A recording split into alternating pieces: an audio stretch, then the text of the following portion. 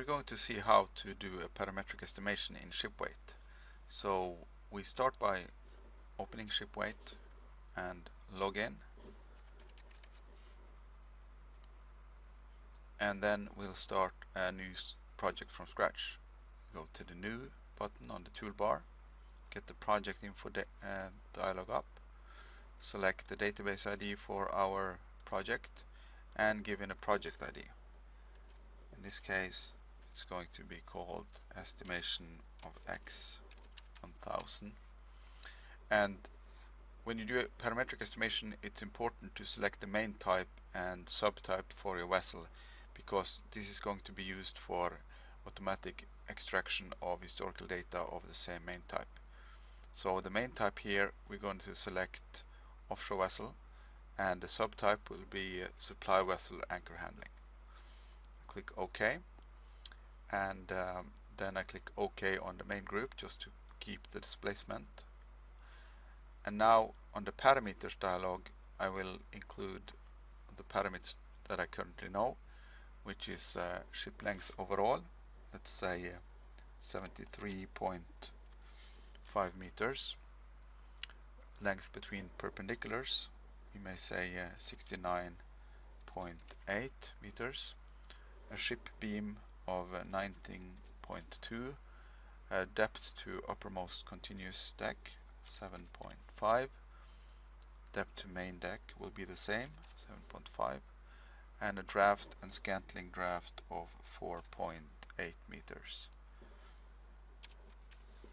In addition to these main parameters, will also include a main engine power of 11,500 kilowatts and a block coefficient of 0.7. Now we have actually entered in enough parameters to do the top level weight group estimations. So I'm going to click OK, and now our project have been created. We can see our main parameters listed here and our project info listed here. And this information can be added. We can add more of this information anytime in the project. Now before we start the actual parametric estimation, there is one thing you need to do, and that is to include and activate your historical database. This must be done for every new parametric estimation you do, and you do this by go to the estimate menu and select reference projects or reference ships, and this brings up a window into your historical database. In my case here, roughly 40 vessels, and we can see that they all have a gray X to the left of their project ID, and gray X means that they are currently not active, and we want to activate them, and we do that by select the include all button over here. And now we can see that the gray X turns into green R, which means that all of these vessels now have been activated. It's possible to go then and deactivate one or two vessels if you know they are incorrect or for some other reasons don't want them to be included in the basis. But the normal thing is to include everything and then do filtering in the weight groups based upon vessel types and parameters, as you will see soon. Okay, when this is done, we are ready to start parametric estimation. And by expanding the weight group here, we can see that the weight groups are all available for us to, and we can start really anywhere to do parametric estimation. But opposite to when doing tracking and monitoring, where normally you would do a bottoms up approach, in this case with parametric estimation it's more normal, I would say, to do a top-down approach. So by doing top-down, it means that we're going to start by selecting the lightship and then do a weight and CG estimation of the lightship in one go, and then take it from there by dividing the lightship into the subgroups equipment, hull, machinery, and so on and so on.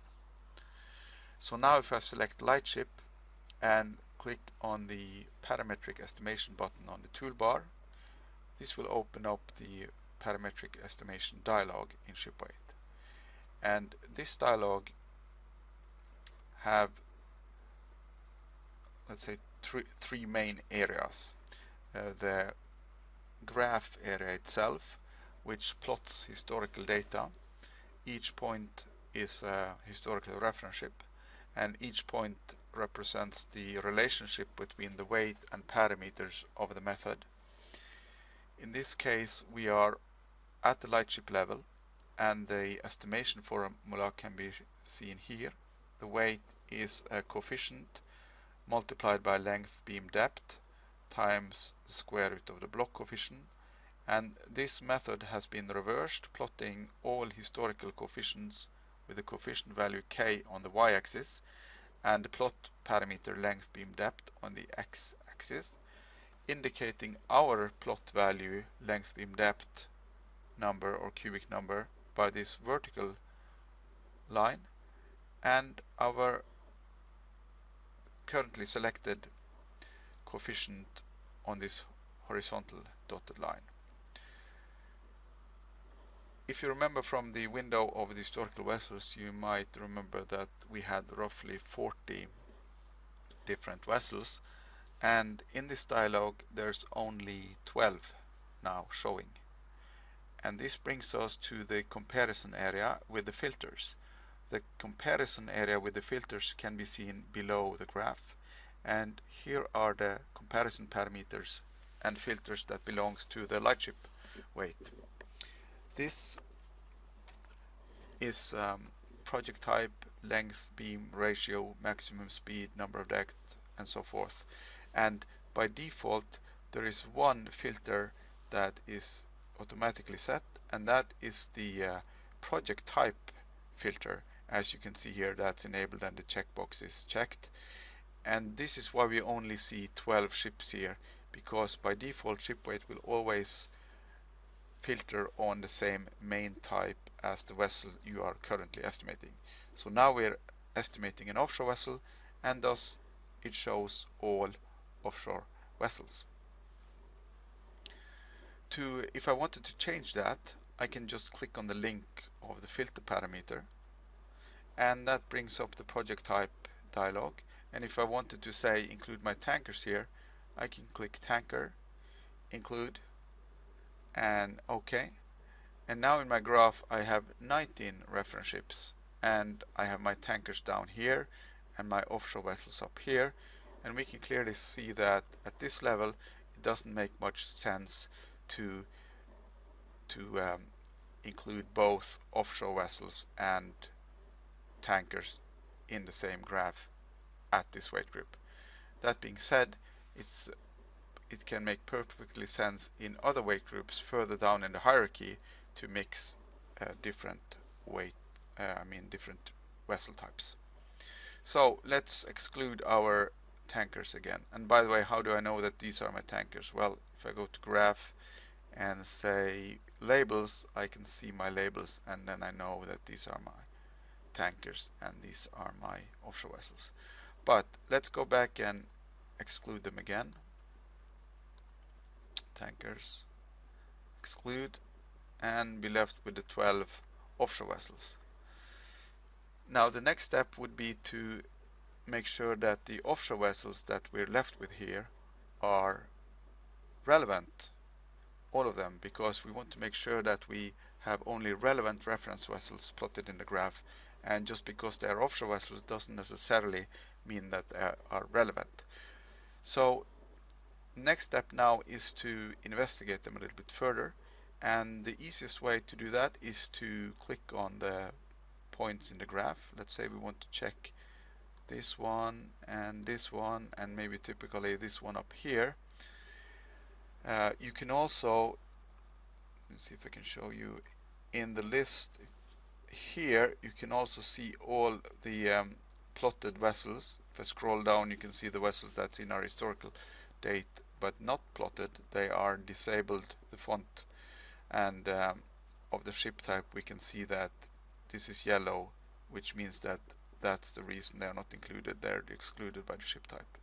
But let's go back to our offshore vessels here, and so we've clicked on 1, 2, 3, and we can see that they get a circle and a number. And these circles, I mean these numbers, we can find then again in this area here. So we see number 1 here represents vessel number 1, number 2 is the second one, and number 3 is the third one. And now it lists all the parameter values for the vessels we've selected, and we can compare them to the parameters values of the vessel we are currently estimating, and then see if there are any reasons if we should include or exclude these vessels, if they are relevant or not. And typically what you will be looking at is points that is far off the trend line, like this vessel number 2 up here. If we look at vessel number 2 and investigate it, we immediately see by the length parameter here that the length of our vessel is roughly 70 meters. Same is with this one, number 1, and same is with number 3. Well, number 3 is a little bit bigger, 75, but this one up here, vessel number 2, is only 59.7 meters. That may lead us to conclude that this coefficient is a bit off the trend line because it's a very short vessel, and maybe we don't want to include too short or too long vessels. Maybe we want to just keep vessels within a certain length range. So let's see how we can then exclude vessels that doesn't fit the length range. Well, the easy way to exclude a vessel is to right click it and just select exclude project. However, we recommend not doing that, but rather use the filters, because that seems to be a more logical approach on how to exclude and include vessels. So instead of doing that, we're going to go down to the length between perpendiculars and select the filter criteria here. The criteria is currently set to maximum 450 meters and minimum 0 meters on the length, and we'll change that and say that we only want vessels of maximum 80 meters and minimum 60 meters between perpendiculars. Okay, clicking OK here now, we've set the new range, and to activate this as a filter, we have to check the checkbox left of this range. We'll see that currently we have 12 reference ships in our graph, but by introducing this new filter range, clicking on the box here, we go down from 12 to 9 reference ships. Now, we can also see that the trend line seems better fitted. If we want to include the others, take away the filter, we just click the checkbox here again. But another way of checking whether you've done a good selection is to notice the regression standard deviation over here, 7.2 with all offshore vessels included. If we invoke the length filter, we reduce from 12 to 9 vessels, and we have a regression coefficient of 4. So it seems that we have a better curve indeed. Now, make sure that you don't fall into the temptation of just going and remove all points that are far away from the trend line. That may be fooling yourself by doing an overfitting of the curve and creating an image of reality which is nicer than it in reality is. So this means that don't fool yourself. If there is a point that is far from the trend line and you don't find any reason to exclude the project, don't exclude it, because it will provide valuable information for you about the uncertainty of doing estimation at this level using this method with your historical database. It may give a picture of, okay, this is how reality is. If I do estimation here, there is actually uncertainty involved, which obviously there is. So you want to get a curve and a graph and points that represents best possible reality, not necessarily the nicest curve you can get. If you want to, you can now continue to put on other filters and check out other vessels and see how that changes the regression. But for now, we'll say that we are happy with the selection of vessels, and we now move to the final point, which means selecting the coefficient. We now have a set of what we think is relevant reference ships. We have a trend line, we have a plot value, and we should now select the coefficient from the graph. Well, to select the coefficient, you can either do it subjectively, meaning that you can just grab the coefficient here and move it up or down to put it wherever you want to select the y value. You can click on regression, which is the crossing of the trend line and the x line. The default coefficient is a static one, which you can, by the way, save yourself. If you define a sister ship, you can do a coefficient by scaling on one vessel. Adjusted sister ship means moving the trend line to run through the sister ship, but still using the trend line to find the coefficient. Factor is the average coefficient. In this case, we have a clear trend line. We want to use regression. Select that and save. And if I move this dialog a little bit away, you can see that now we have our first estimation of the lightship, 3,253 tons, saved into the weight group hierarchy. Now we'll move on doing estimation of LCG and VCG. We go to the estimate menu and switch from weight to LCG first.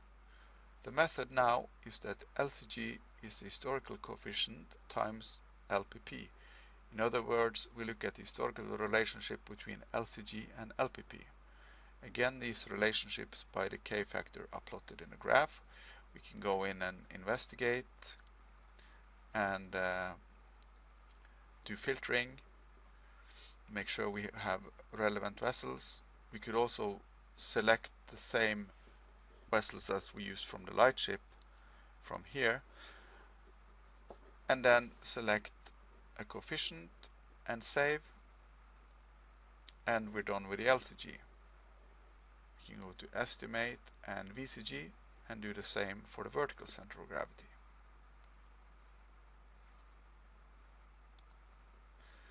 Close, and we now have the first estimation of weight, VCG and LCG for this vessel. Obviously, we want to do more detailed estimation, so we now want to go down to the equipment, hull and machinery groups. For this vessel we don't have topsides, we will not estimate any topside, of course. We select equipment, and now we should estimate the equipment group. Since ShipWeight is by default doing a calculation that goes bottom up, we should take some care, because if I now estimate the equipment weight, it's going to start to summarize equipment, hull, machinery and topside, and remove this initial estimation and just give me the sum of whatever I've estimated down here.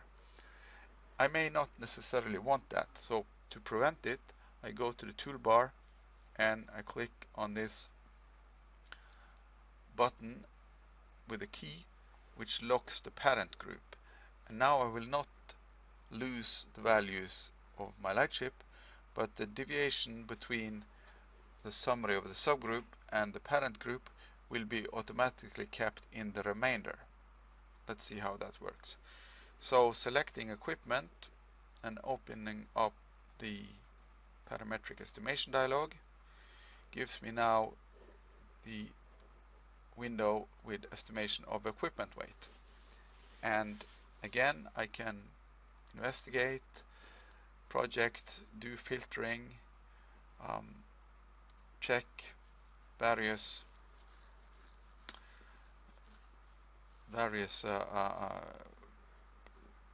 coefficient. In this case, maybe I want to do a subjective coefficient just to select a high coefficient if this, for example, is if I know that this vessel will be very heavily equipped, and estimate the weight, save, and now I can use the button here, this arrow, to go to the next level, to go from equipment to hull. I don't have to close, select hull and open. I can just use the arrow to go to the hull. The hull weight default method is a little bit complex. It is the weight equals the coefficient times adjusted block coefficient times the Watson E parameter raised in 1.36.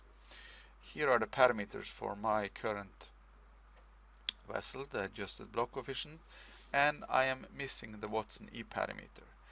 To enter the Watson E parameter, I can't just click and put it right in here because it's a composite parameter. So I need to click on this icon here to bring up the composite parameter dialog, and now I can see the full expression of the Watson E parameter down here and the parameters that I am lacking to be able to calculate the Watson E parameter to get the X value for my graph and do an estimation.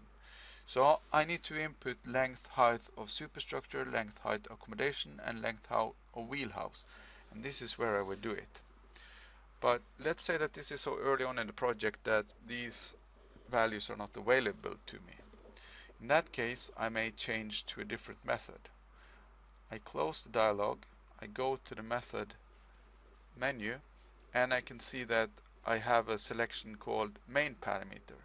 If I select that one, I will find a method that only consists of the main parameters, not any details. So that's always an option.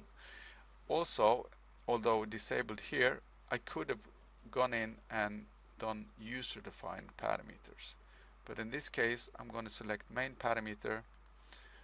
So then it switches to a more simple parameter estimation formula, weight equals coefficient time length beam depth. And I'm going to use this instead because here I have all the parameters. I'm just going to select regression, save. Now I'm done with hull weight, and I click the arrow to go to machinery weight. For the machinery weight, if I now look at the projects, I can see that I have some very heavy machinery here, 17,000 kilowatts. Maybe I want to filter that out. For the machinery weight, the method now is that the weight equals the coefficient times power of machinery raised in 0.67, and the comparison parameters now change. So now we see main engine cycle, main engine power, number of main engines. So these comparison parameters are also attached to the weight group and the method, and will change accordingly as the formula also change and weight group change. Now I want to do a filter on the power, so I click the link for the power here and say maximum 15,000 kilowatts and minimum 8,000 kilowatts as a range of total machinery power that I want to apply for vessels to be allowed to be plotted in the graph.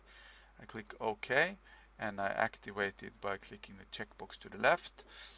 I'm now left with 7 reference ships, and in this case maybe the trend line is not so clear. I see that if I move 1 or 2 other vessels, maybe there will be a shift in the trend line, and in that case I want to use the factor here because I want to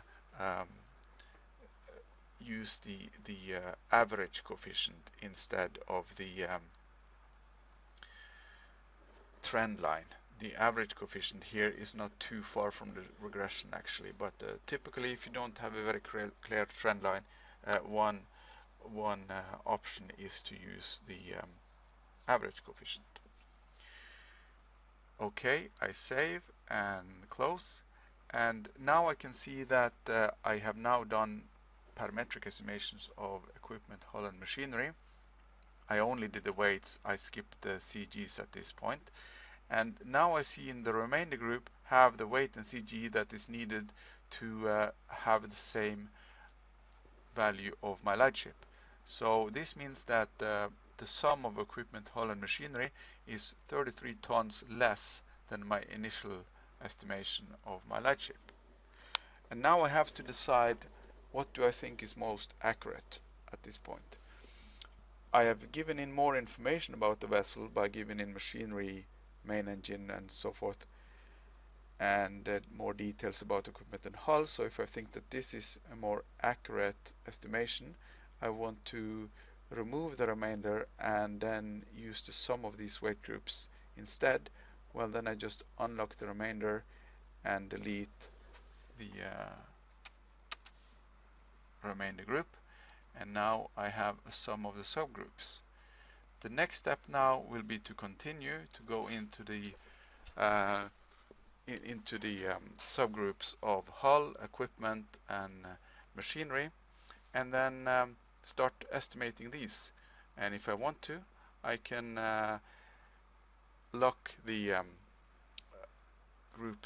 parent groups again to keep the parent groups unchanged. Finally, I'll just mention that at some point you want to have items, to list items in the details in subgroup. In that case, you just select the weight group, open the item dialog as you know from hopefully other videos, and enter in the items for that weight group. So it's not a problem to combine line items and parametric estimation. And typically, as the project matures, you may eventually exchange all parametric groups with line items, and also check the deviation between remainder and parametric sum to see when your list of items is more mature. So basically that's a brief walkthrough of the parametric estimation. In later videos we'll see how you can define your own methods and define your own comparison parameters and so forth, but hopefully this is enough to get you going. So that I'll just say happy estimating and thank you.